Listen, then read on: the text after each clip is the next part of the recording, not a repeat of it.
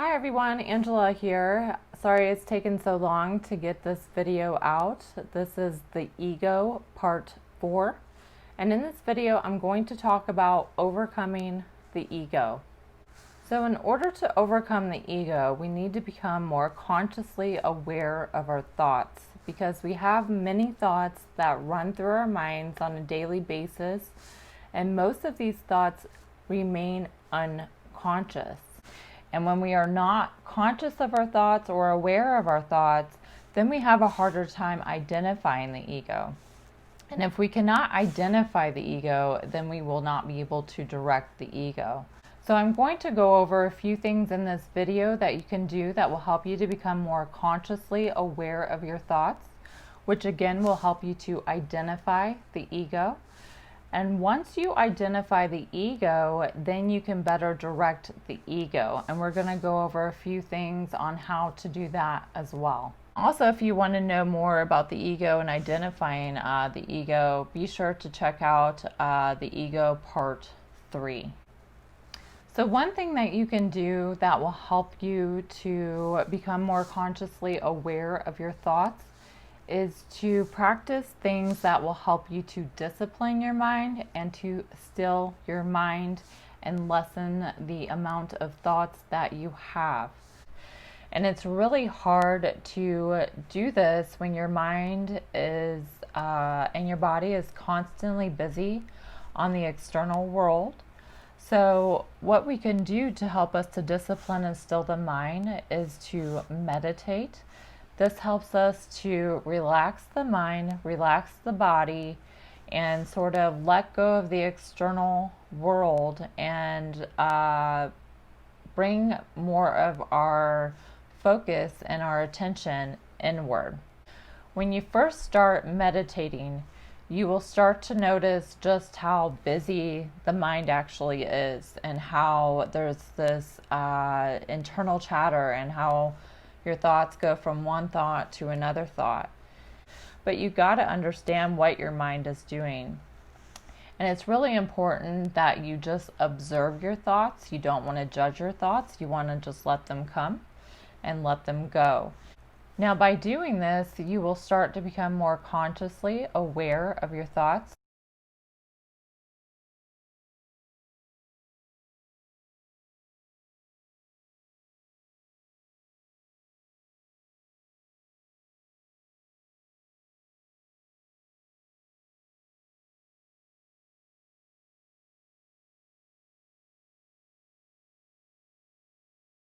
And eventually, the more that you practice meditation, you will notice that the thoughts lessen and your mind will quiet down a lot more, and eventually you will be able to achieve a still and a quiet mind.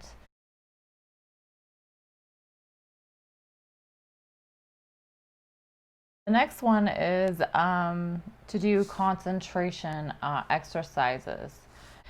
And concentration is really important too because it helps you to focus your mind and your attention on where you want it for as long as you want it. Now, I learned how to do a candle concentration exercise.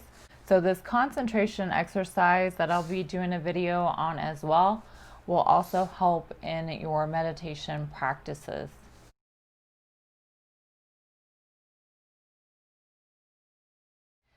Breath work is also really important just to kind of quiet the mind and to relax the body.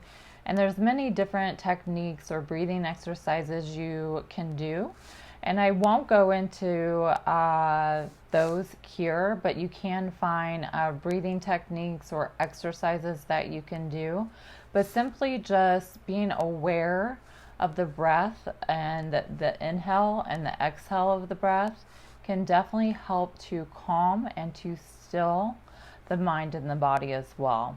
And the breath really is what ties the soul to the body.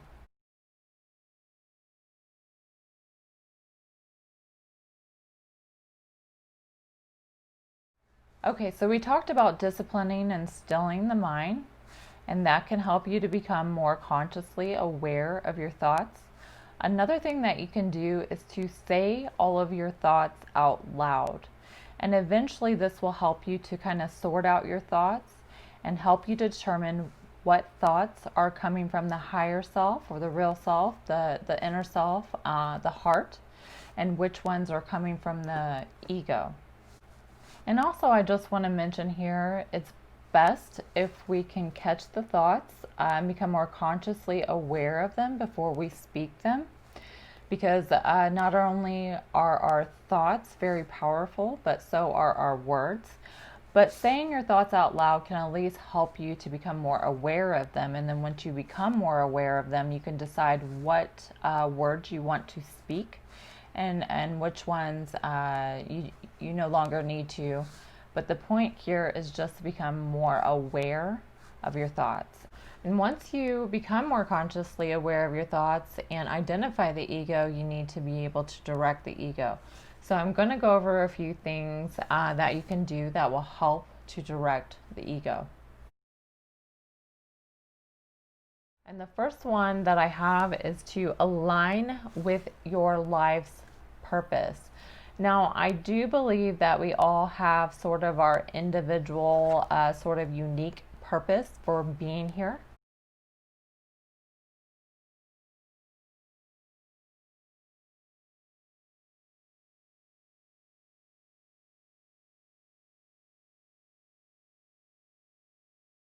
But we all have this purpose of learning from our experiences, and essentially that is why we are here in the physical world, to learn from our experiences. And when we learn from our experiences, we gain permanent understandings of the self and the soul.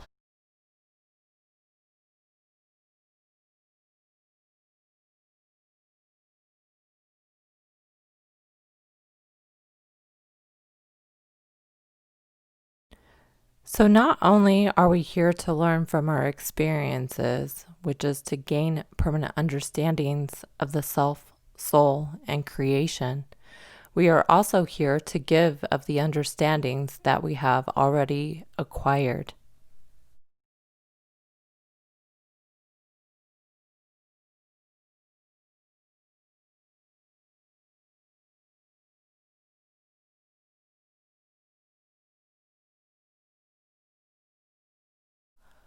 Our path and our purpose in life will always relate to greater love and connectedness with others.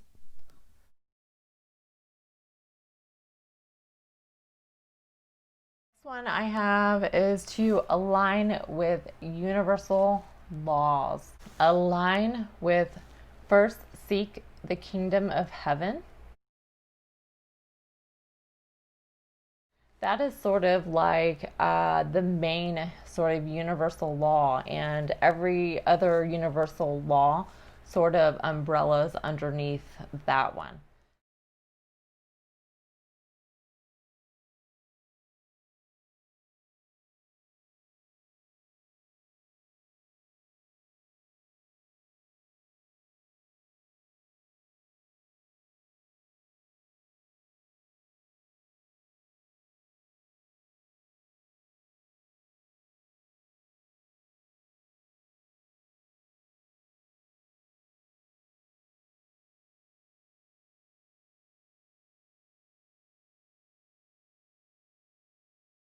Okay, so moving on, the next one that I have to direct the ego is to use empowering ego statements of honesty and truth.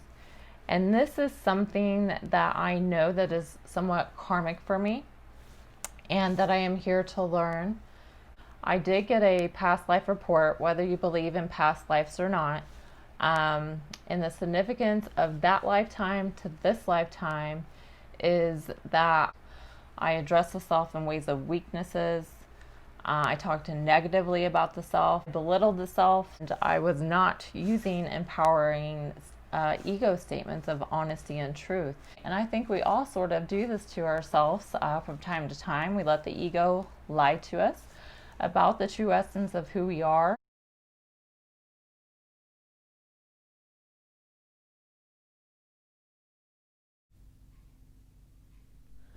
So, in this lifetime, I'm really learning that I need to be more honest with myself and the true essence of who I am. I'm also learning to focus on my strengths, to talk more positively about the self, as well as build confidence in myself and abilities.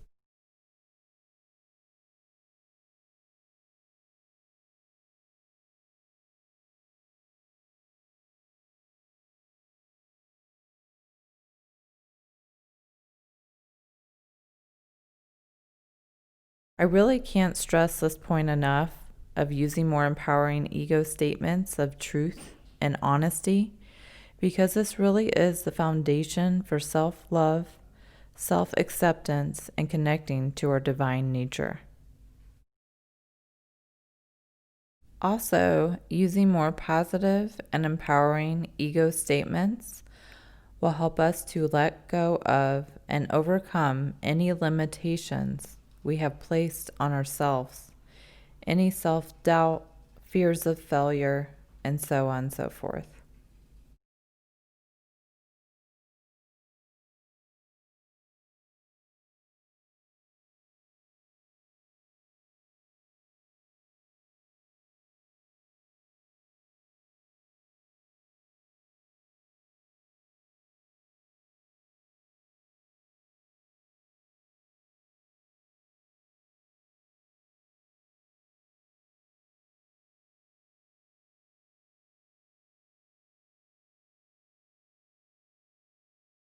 Okay, so moving on, right thinking, which is just another way to say just having more positive and productive thoughts, and to upgrade, update, and improve our thinking.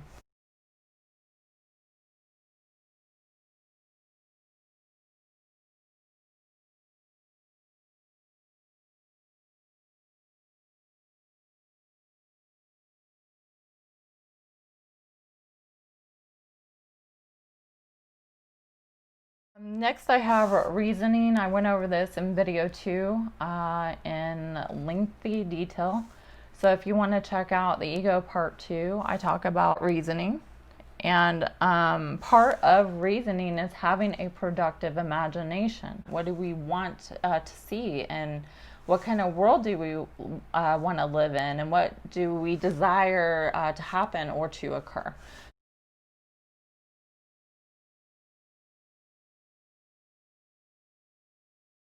You know, God gave us the two things to be a creator, and it's really our free will, our ability to choose, and to image or to imagine.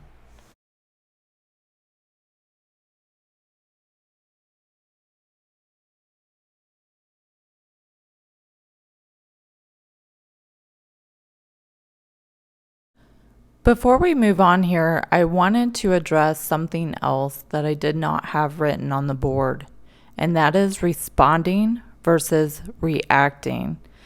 This is all about avoiding egoic reactions. So, anytime that you feel triggered by someone or something, just take a minute to focus on the breath.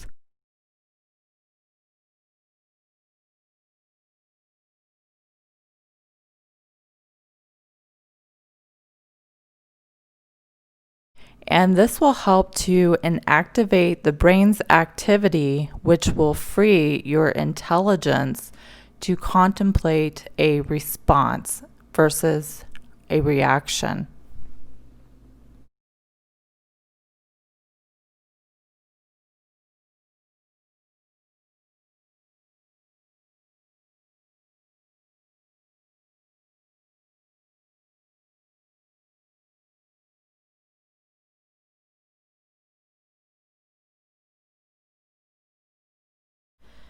Next, I'm going to cover the last few things that I had written on the board, most of which you will find self-explanatory, but here are a few extra things that will help you to overcome the ego.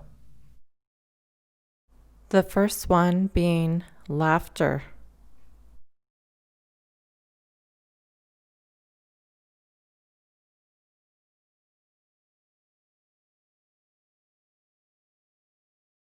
gratitude,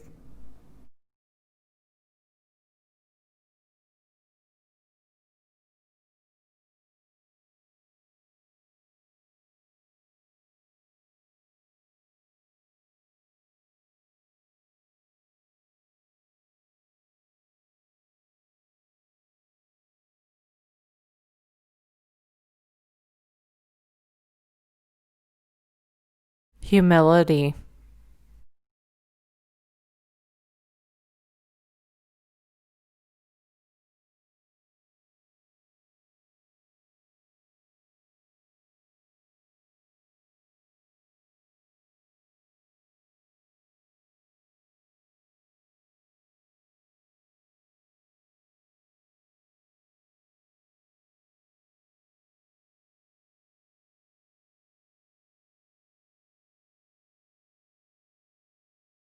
prayer,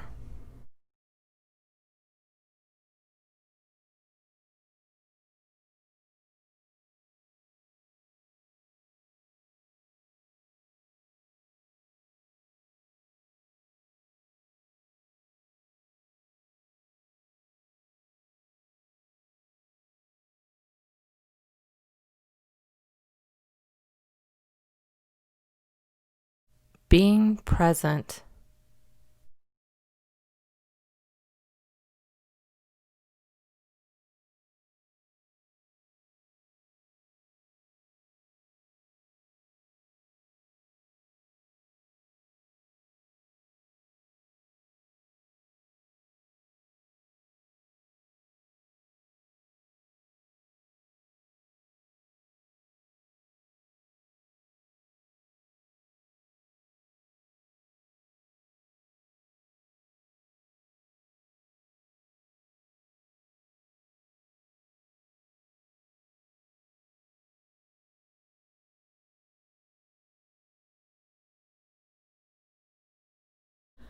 helping others,